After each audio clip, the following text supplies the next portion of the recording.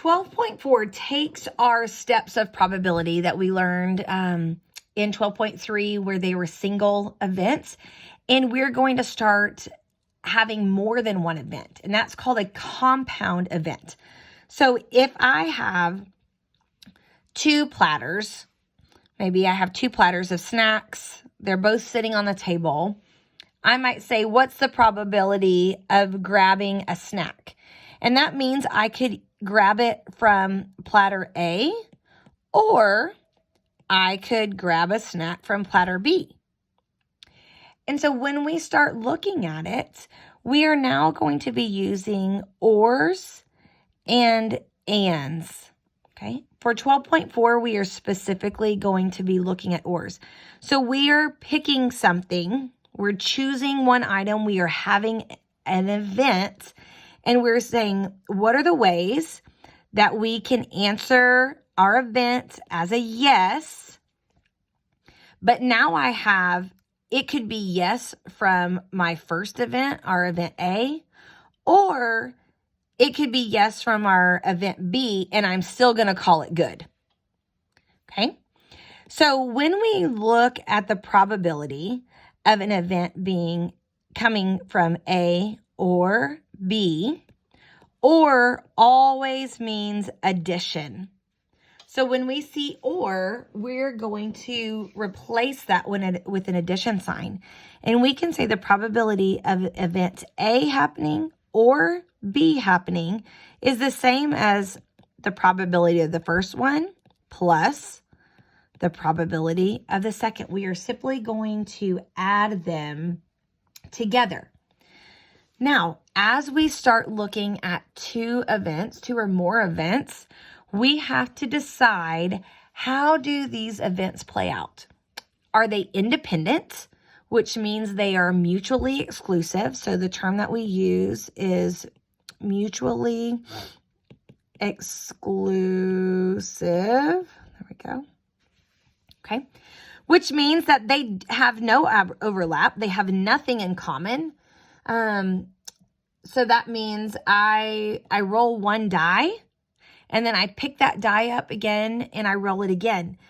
And so both of those events have nothing to do with each other. When I roll the die the first time, it doesn't weight the die to a certain number. Same as if I had a coin. If I flip a coin and I'm looking for either heads or tails, it's either going to be heads or it's going to be tails. It cannot land on both heads and tails at the exact same time.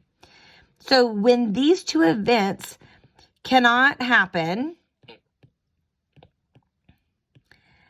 at the same time, that's another way to write it. If they can't happen at the same time, that means that they are mutually exclusive. There's no way for me to say, yes, those happened at the exact same time. Now, when we have two events, not only could they be mutually exclusive, however, they could also have a little bit of overlap. When there is overlap, they are no longer mutually exclusive. This is called a union or intersection. Okay, so when we talk about union and intersection, union means all of it. Means I'm just going to look at everything that I have. So when we talk about the union of two events, we're looking at the entire portion that it encompasses. Now, if instead we look at the intersection, like two roads that intersect, the intersection is only the portion that both of them encompass. And as I showed in class, we talk about the union of an event with a U. This is often used for our ors. We talk about the intersection of an event with what looks like an upside down N. And these are our and events. So that means it is, both of them happen at the exact same time for that. Okay, so something important that we need to know as we move into the ors is that the ors include a little bit of the ands. And I think if we were to say that they don't have anything in common, that could get confusing. So we do need to address that when we are looking at our or and our plus parts, we might have to be looking at an intersection as well. Okay. Now, if we have mutually exclusive events, so I roll one die and then I roll another die, and they have nothing in common, we're going to add them together. So if it says that a card is randomly selected from that standard deck of 52 cards, what is the probability? We're going to write down the probability that the card, so you're choosing one card, okay? We're making one choice, is a heart or a face card. Okay? So now instead of picking a card and saying it has to be an 8, now we're giving ourselves more options. So having compound events gives us a little bit more options. Okay? So when we have this or, we first have to ask ourselves, is there any way to answer yes to both of our requests at the same time, because we're only picking one card? Here's our one card, or let me do it down here. Here's our one card that we're picking. Is there a way that it can be a heart or a face card? So when we ask that, well, how many hearts are there? There are 13 hearts. Okay. Are there any face cards that are also hearts? We would have to say yes. There is some overlap there because I have a Jack of Hearts, a Queen of Hearts, and a King of Hearts that are both a face card and a heart at the exact same time. So now that we have a probability that has this overlap, we're going to have to address a problem that's going to arise. So before we finish that, let's back up and look at why there might be a difference. Okay. If I have two separate events and I have 4 options for the first event and I have 3 options for the second event, I could say that I really have 7 things that I could pick from. If I picked from circle A or circle B, I could look at 7 different numbers altogether from that. Okay. Now, what happens if I combine these like this? Now, when I look in circle A contains 1, 2, 3, 4, 5, 6 options. Circle B contains 1, 2, 3, 4 options. Now I would say, well, if I did A plus B, I have 10 options. But that's not true because as we just saw, I didn't add any more dots to that. I simply moved them over. And so if I haven't added any more dots, then where did the extra numbers come from? We know that there were only 7 dots initially. So why did I get an answer of 10? What we see is that the 3 dots in the middle were counted twice. 3 of them were counted with A, and then they were counted again with B. So we needed to count them once, but we did not need to count them the second time. So when we are looking at the probability of 2 different events that overlap, we're going to have all of the ways that we say yes in the first event, all of the ways that we say yes to the second event, and then we're going to need to subtract off one set that is in the middle. And this is called your intersection. It is written the probability of A and B. You will often see the probability of A intersection B. And this answers all of the ways that they are duplicated, all the ways that it answers A and B at the same time. Answer that question as a yes or as a positive. So let's go back to our problem with our cards. We are looking for the probability of a face card or a heart card or a probability of face. We know that we can separate this out and say the probability of a heart plus, because that's or, probability of a face.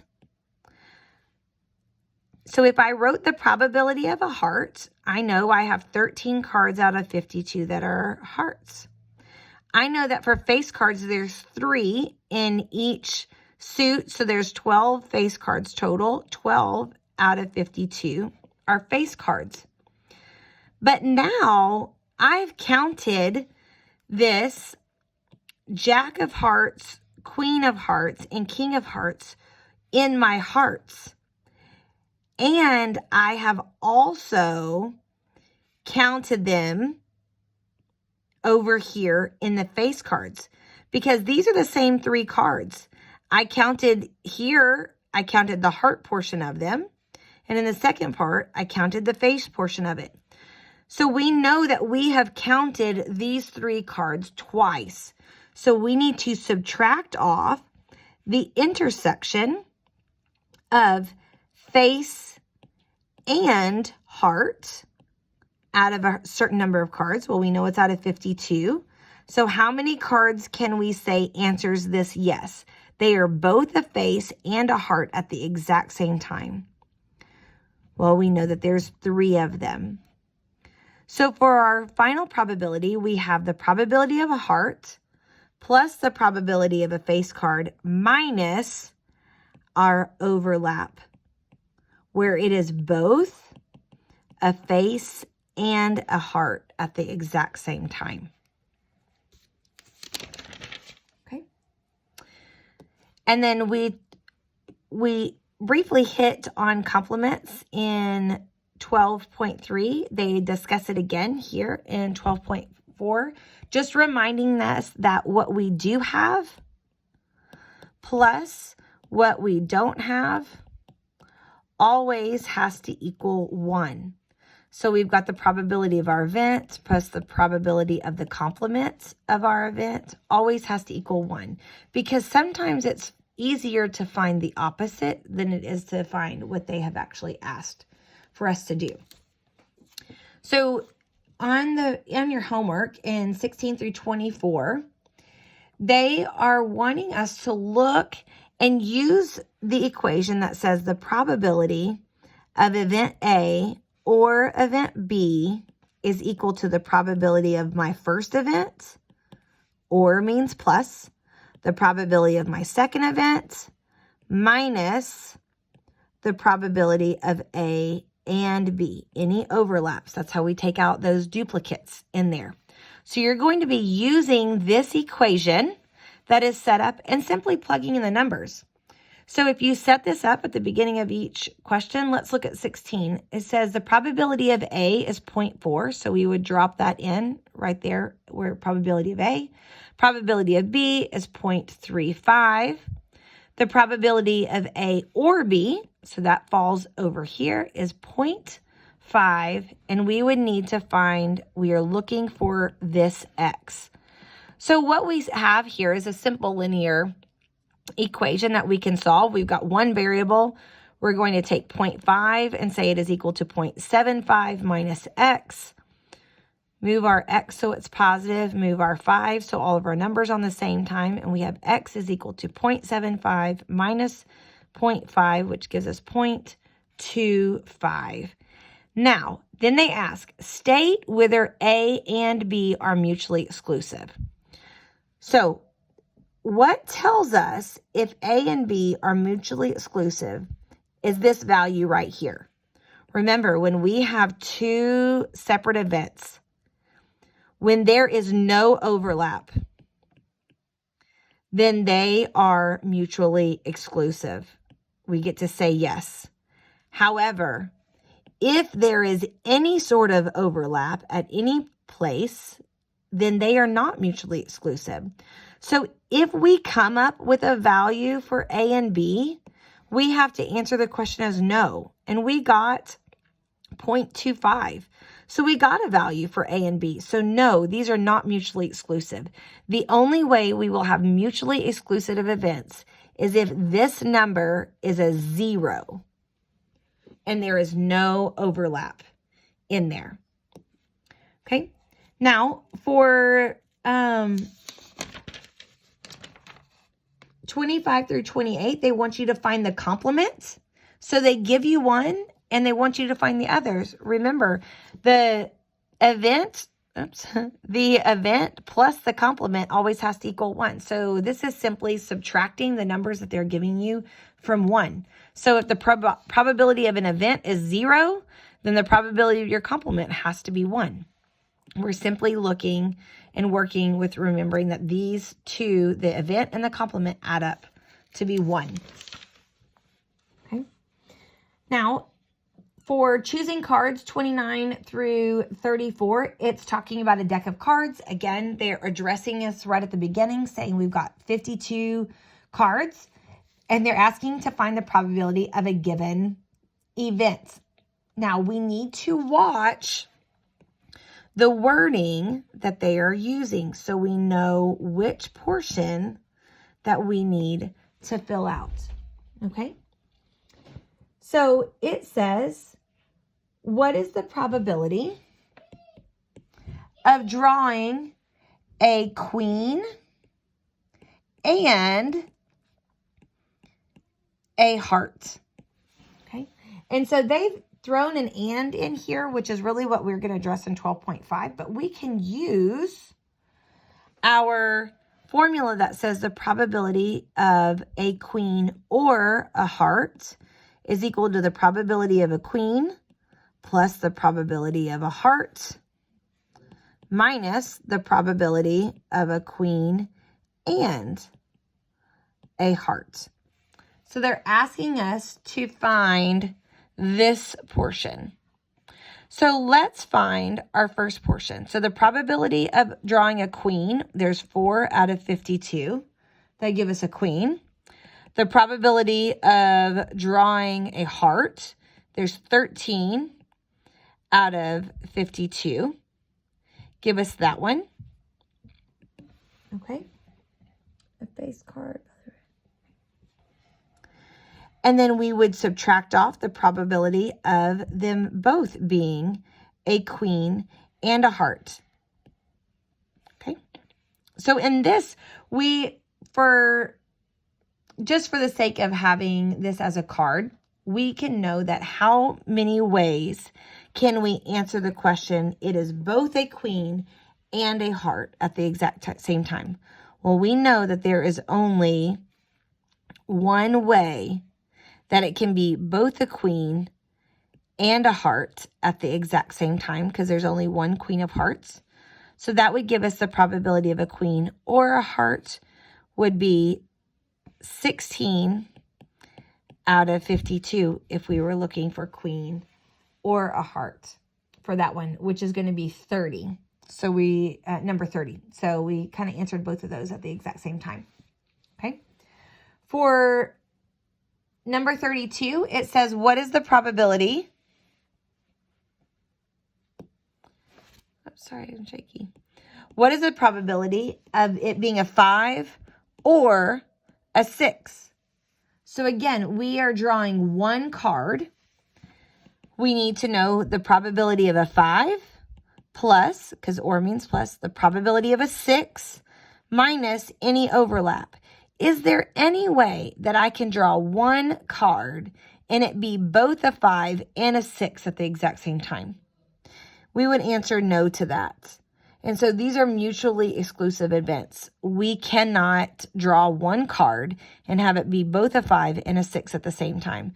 So we would simply have the probability of a 5, which is 4 out of the 52 cards. Probability of being a 6, 4 out of the 52 cards and say that 8 out of 52 is our probability of drawing a 5 or a 6. Okay. Now, for using the complement for 35 through 40, it says 2 6-sided dice are rolled. Find the probability of this given event. Okay, so if I'm rolling 2 die, I now have 2 events. So in event 1, how many ways can I roll the die? I would say I can roll it 6 ways. In event 2, second roll, how many ways can, or the second die, how many ways can I roll that die? I could roll it 6 ways as well. So we can see that there are 36 total ways to roll those dice. Okay. For 35, it says, find the way that the sum is not 3. So we are looking for the sum of not 3. Again, this is one where it's going to be a whole lot easier to find the sum actually being 3 and then subtract that from 1. So how many ways can we get a sum of 3? Well, I'm going to put down my options of rolling my die and find out all the ways I can get a 3. Well, I could get a 3 here. 1, 2, that's it. There are only 2 ways that I can roll the die and actually get a 3. I could roll a 1 and then a 2, or I could roll a 2 and then a 1. So there are 2 out of 36 ways that I could actually get a 3.